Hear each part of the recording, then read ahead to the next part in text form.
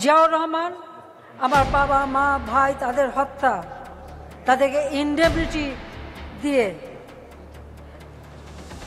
খুনিদেরকে ক্ষমা করে বিভিন্ন দূতাবাসে চাকরি দিয়ে পুরস্কৃত করেছিল। এরশাদ এসে তাদেরকে রাজনীতি করার সুযোগ দিল, রাষ্ট্রপতির পদপ্রার্থী হওয়ার সুযোগ দিল। খালেদা জিয়া ক্ষমতা এসে আরও এক ধাপ। খালেদা জিয়ার ছেলে মারা গেল, কোকো।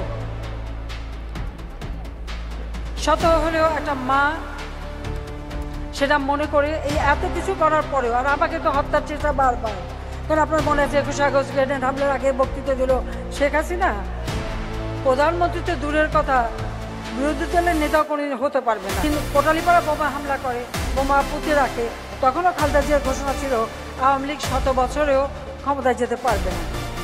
আমার মুখের উপরে দরজা বন্ধ করে দিয়েছে, আমাকে ঢুকতে দেয়নি।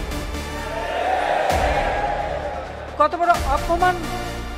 খালি মনে হলো যে তুমি খালেদা জিয়াউর রহমানের সাথে অন্তত 2 মাস 1 মাস পরপরই আমাদের বাসায় যেয়ে বসে থাকতা, চেয়ার পেতেও বসতা না, ওই লবিতে মোড়া ছিল, মোড়া পেতে বসতাম।